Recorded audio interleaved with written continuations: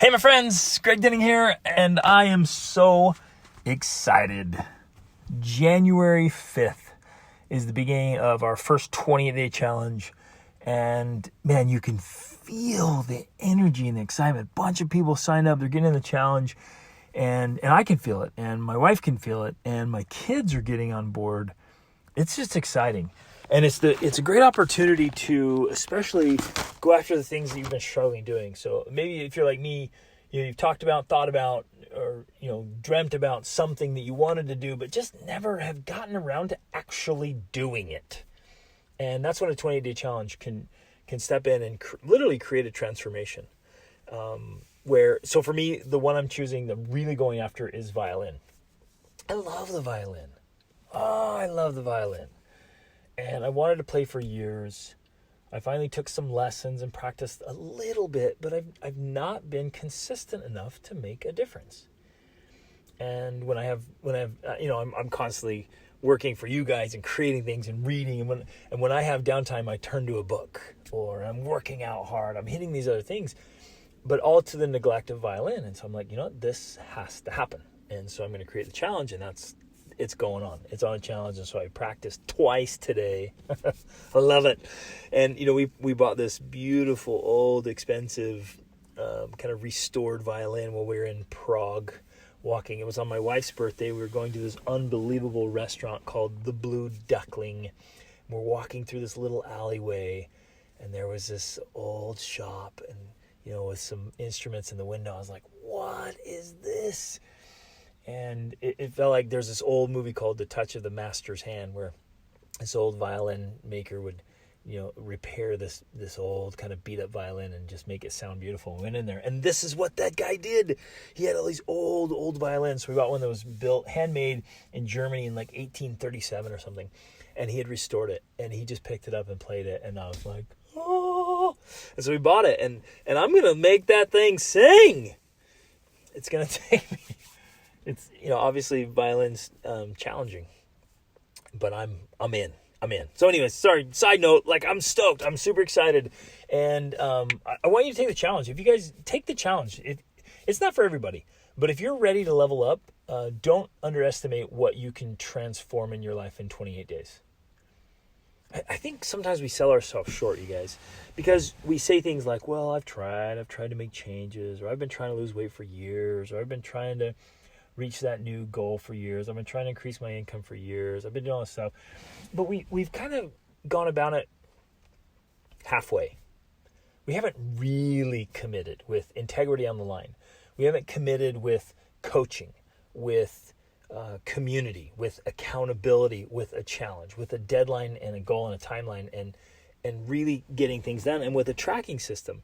So if we haven't done all of those things, that's the recipe for success. If we haven't done those things, then we haven't really ever committed. And so we tell ourselves the story of like, oh, I've tried. Well, the truth is, if we're super honest with ourselves, we haven't really tried until we've done all those things. You haven't tried until you've gotten the coaching. You haven't tried until you've had an accountability partner who's holding you to it, and you've got some skin in the game. There's something on the line for you. You haven't really tried until you've done that. You haven't tried until you have a community that's super supportive, and they're there to hold you accountable and cheer you on. You haven't tried until you've done that. And you haven't tried until you've given yourself a big challenge with a timeline and a deadline and a tracking system. Then you tried. And when we do that, you guys, it's like turning on the jet propulsion. Like, things happen. And the people who do the 28-day challenge, it'll transform their life. I literally remember times whenever we do the 28-day challenge, we get so much feedback and responses of lives being transformed, of personal lives, of people having what I call the awakening. And they realize, oh my goodness, I got so caught up in the rat race. I've been existing. I haven't even been really living. I stopped dreaming years ago, and I've just been reacting to life. And they have this awakening. And there are times during these challenges where I'm just sitting there, and Rachel in tears, reading these responses of how people change their marriages and change their parenting and change the projection of their life, and already bringing in the tide and making these transformations in their lives. And then months later, people will come to us, or I'll get on a call or a coaching session. They're like, you have no idea how much that first 28-day challenge changed the way I do life and how I'm a new person. Like, I love this stuff. So you can see why I'm so excited. I love it. But I wanted to just share a quick message, my friends, and I did a full episode on the moral obligation to become our best selves. I think it was episode number 18. I want to remind all of us, myself included, and you, of that obligation we have. And I, not even necessarily, I mean, obligation is just one part of it. It's actually a gigantic privilege. It's an honor. It's an opportunity. It's a huge blessing to be able to pursue, even chase down our potential. Here's a way to look at it. See your best self, that ideal man or that ideal woman, like at your very best. That's in you already. It's not exterior to you. It's not some foreign thing. It's you. It's in you. You just have to carve it out. You have to, like Michelangelo, right? You just let the angel come out of the stone. It's in you already. But perhaps we could see it as something that we're pursuing. We're chasing it down. So when the moment comes, some people like to think of it as the moment when we die and we go into heaven or we go into the next life. And in this imaginary moment when you get to meet the person you could have been, that when you get there, it's like you're looking in the mirror, or you're identical, and you're like, I did it. I chased you down. I was hunting for my best, and I was pursuing you, and I got it. And it would be miserable hell to get there and to be so far below what you could have become. That would be miserable. And none of us would be pleased with that. It would be filled with so much remorse. So on one side, there's this moral obligation. On the other side, and this responsibility. On the other side, it's just this gigantic blessing and privilege. And it's exciting and fulfilling and meaningful. And it just fires me up. And of course, I didn't always think like this. In fact, I had never been... I grew up in a place where, like, we didn't talk about personal development or human performance or self-improvement. Like, what was self-help? What's that? Right? I grew up in a poorer area, and then when I moved out on my own, it was super poor, and like in bad neighborhoods and around people who just all they were doing was trying to drown their sorrows and assuage their pains with drugs and alcohol and immorality and violence and crime. It was just constant. It was the constant pursuit of entertainment and numbing and avoidance. So it wasn't anybody, I wasn't surrounded with anyone like, hey, you should be improving yourself. You should change your life. It was just reactive mode. We were just surviving. And so I wasn't always like this. But what happened is when I got tired, like the loneliness was the most painful for me. And so that one stung. Like, I hated being alone, but I was timid and shy. And so I'm like, well, I'm always going to be alone unless I learn how to talk to people, how to have a conversation, how to build relationships. I'm going to do that. And I had this aha moment where I realized that if things were going to improve in my life, I had to improve. And so I started working on it. And I was strategically making self-improvement. And then all of a sudden, of course, I got better results. And I became addicted, so to speak, to personal growth. Wow. I work on myself, I get better results. That's awesome. I work on myself some more, I get better results. This is amazing. And I've gotten on this path, and now I live for it. Every day I'm constantly trying to learn new things and grow and improve. And I know that the only thing standing between where I am and where I want to go is some knowledge and a set of skills. That's it. So every day you'll find me working on knowledge and skills. Because I want to go. I'm chasing it down in every aspect of my life. I'm going after it. And so personal growth, making the most of ourselves, is this huge privilege and advantage and a blessing, and it gives us so much reward. There's immediate gratification that we get from, like, we're actually hardwired for it, you guys. Like, our body releases like feel-good chemicals. Our brain releases those into our body when we learn something new, when we practice something hard, and when we achieve things. Like, we get an immediate reward. And then, of course, there's mental and spiritual and emotional and social satisfaction of making changes. And so I want to invite you, I want to challenge you. In fact, take the challenge. If you're ready, get in the 20-day challenge with us. Even if you're listening to this a couple days afterward, jump in, like whatever. If you miss a couple days, get in on the action. Get a copy of the Extraordinary Life Planner. That thing is unbelievable and will map out a vision and a concrete plan for becoming the kind of person you want to be and living the life you want to live. But get in the challenge. And if you don't do either of those, okay, but like we've set it all up. We know the formula. We know it works. So we've done all the hard work for you. But if you want to do it on your own, go for it. But do it. And just get tenacious. Get committed. Get the discipline and the determination and the mindset and the identity of, look, I'm the person. Here's the identity I want to invite you to take on. Like, I get up every day and I'm happy. I'm joyful. I'm celebrating where I've come from, but I am chasing down my best self. Like, and again, we got to see this in a healthy way, because you already are. It's in you.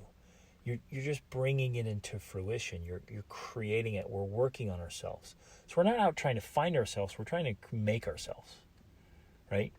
And so we're doing the work, because that work is required. Like, I know there's some people out there who are like, no, just be, just accept it as it is. You don't have to work hard on your things.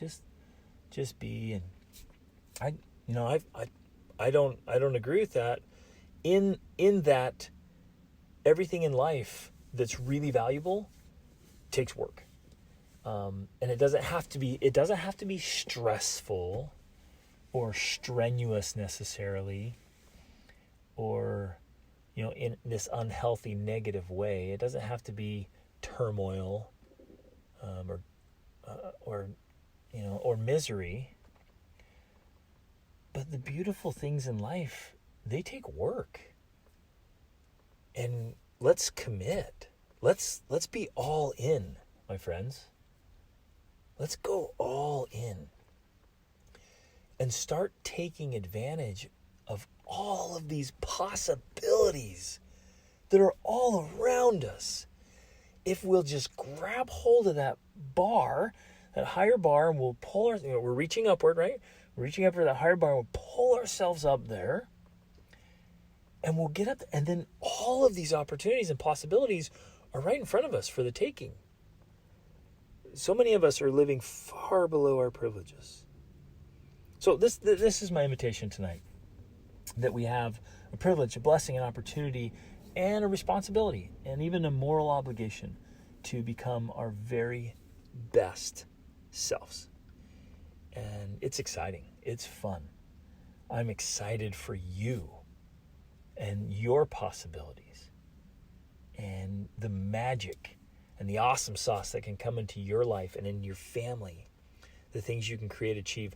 Rachel and I and our family have been able to do things that we couldn't have dreamt up in our wildest dreams, but because we're constantly chasing improvement, we've actually been able to attain achievement and experience and do and become in ways that we never would have thought possible.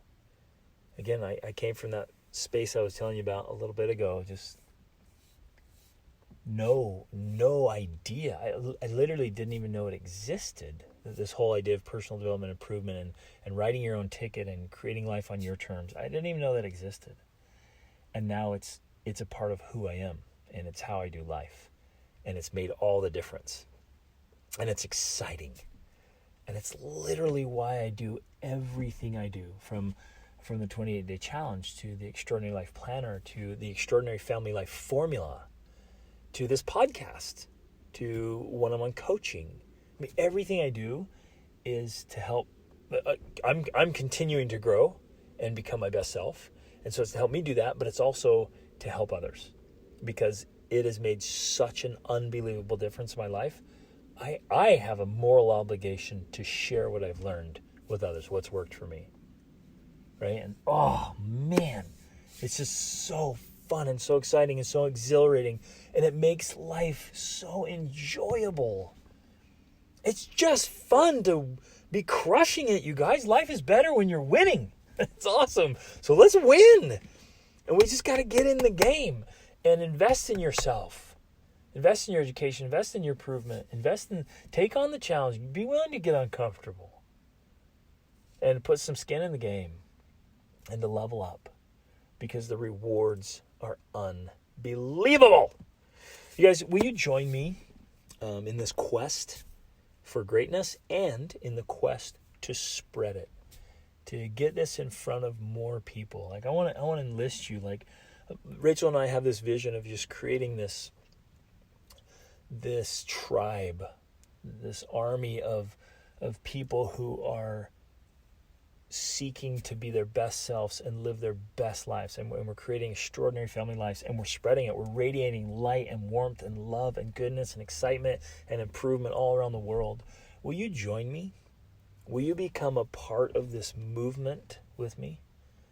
This chance to change the world, literally? And you do that, share this, like take a screenshot of this podcast and tag me and put it on social media, and recommend this episode or other episodes to friends or family. Share the challenge, share the planner.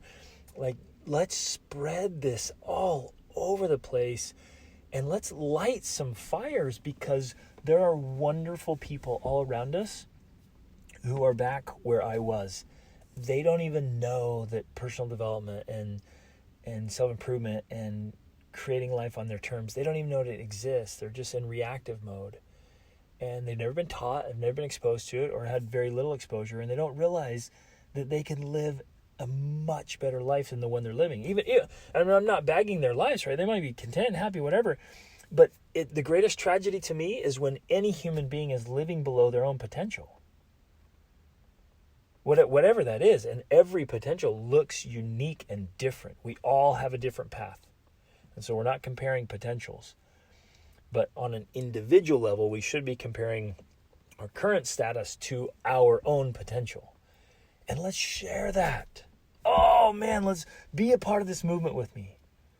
Join this tribe. Get in this community. You're already here. I love you and thanks for being here. But let's take action to spread this and really make a difference and share what you and I, we've been given, and help others chase down and be and bring to fruition and create and manifest their best selves. Because life is oh so good when we're living like that. Oh, I love it. I love it. Remember, my friends, every day you and I were training for greatness. We're training for greatness. And awesome is always an option. Reach upward.